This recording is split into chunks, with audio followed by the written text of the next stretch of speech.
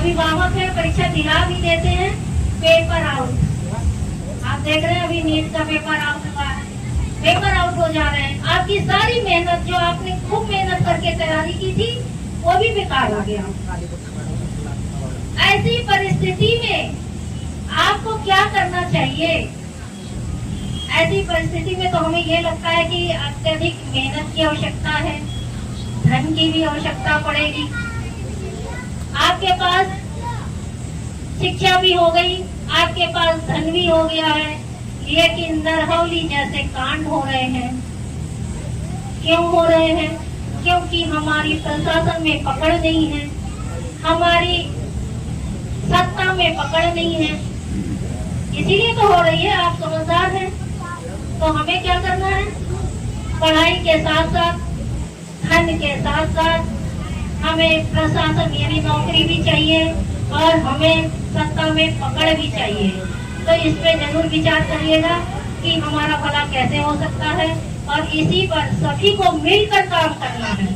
एक अकेला कुछ नहीं कर सकता है, सबको मिलकर काम करना है। और यहाँ सारे लोग उपस्थित हैं। शायद इसके साथ साथ मैं अपना परिचय भी देना चाहता हूँ कि बहुत सारे लोग नहीं जानते होंगे मुझे।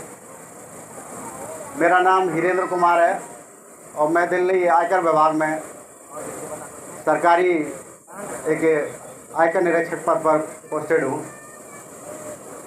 साथ साथ एक मिशन चलाता हूँ, मिशन घर घर संविधान।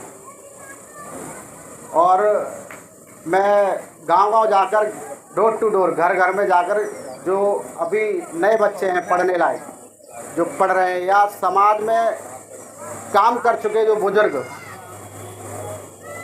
जिनको समाज के लिए पूरा जीवन दे दिया उन्होंने, उनको हम संविधान की कॉपी देके सम्मानित करते हैं।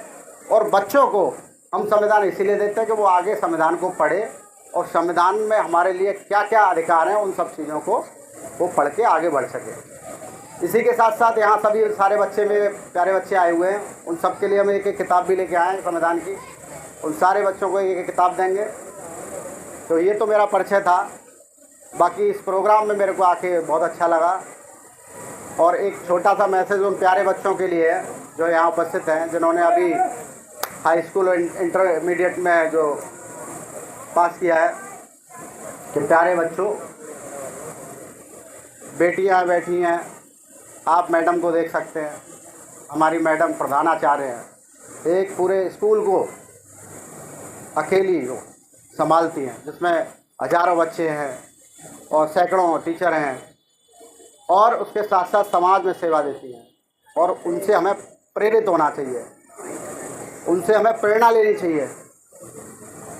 ऐसी हमारी मातृशक्ति से सारे बच्चों को प्रेरणा लेनी चाहिए कि, और ये सब चीज़ें हमारे महापुरुषों ने जो दिया, हमें अधिकार दिए, वो सारी चीज़ें हमें संविधान से मिला। क्योंकि हमारे पास एक ही, जो सब लोग कहते हैं कि किसी के पास ब्रह्मांड का वो ब्रह्मास्त्र है, होगा किसी के पास ब्रह्मास्त्र, लेकिन हमारे पास एक हथियार जो है उसको भी फेल करने वाला हमारे पास भारत का संविधान है। संविधान वो ताकत है हमारे पास कि संविधान के जो हमें आर्टिकल, जो चीज़ें सिखाते हैं, वो शायद कोई हमें नहीं सिखा पाएगा। जो अधिकार हमें संविधान बताता है वो शायद कोई नहीं बता पाएगा। अगर हम संविधान पढ़ेंगे, हमारे बच्चे संविधान पढ़ेंगे, तो वो जागरूक होंगे, और जागरूक होंगे तो वो अपने सरकारों से अपने अधिकारों की बात करेंगे, अपने हक की बात करेंगे, और सवाल पूछेंगे कि हमारा हक जो था वो कहाँ है हमारा। तो संविधान को हम इसीलिए प्रमोट और प्रचार करते हैं, और घर घर तक पहुँचाना। बहुत सारे लोग कहते हैं कि घर घर तक कैसे पहुँचोगे, बहुत बड़ी पब्लिक है पूरे देश में। मैं मानता हूँ कि घर घर तक नहीं पहुँच पाएंगे हम, लेकिन संवैधानिक जो विचार हैं, सोशल मीडिया के माध्यम से या किसी भी माध्यम से हम घर घर तक वो विचार हम पहुंचाने की कोशिश करेंगे, जो डॉक्टर अम्बेडकर साहब ने संविधान में जो दिए गए हैं। क्योंकि अम्बेडकर साहब ने कोई किताब लिखी हो या ना लिखी हो, अधिकारों की किसी में बात की ना की हो, लेकिन सबसे ज़्यादा उन्होंने संविधान को प्रायोरिटी दी। संविधान को प्रायोरिटी इसलिए दी कि अगर हमारे बच्चे संवैधानिक तरीके से चलेंगे, पढ़ाई करेंगे, शिक्षा की ओर बढ़ेंगे, तो हमारा उसी से उद्धार हो सकता है। हम एक साथ पैसे वाले तो हो नहीं सकते, क्योंकि हम तो गरीब लोग हैं, लेकिन हमारे लोग मेहनती लोग हैं। किसी भी क्षेत्र में अगर मेहनत करते हैं तो फिर वो सक्सेस ही, सफलता ही पाते हैं। और सफलता किससे मिलेगी? हमारा सबसे बड़ा हथियार जो है शिक्षा। और शिक्षा किससे मिलेगी?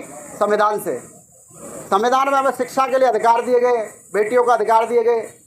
तो कुल मिला के हमारे पास जो ब्रह्मास्त्र जो दूसरे लोग बोलते हैं, हमारे पास वो संविधान है भारत।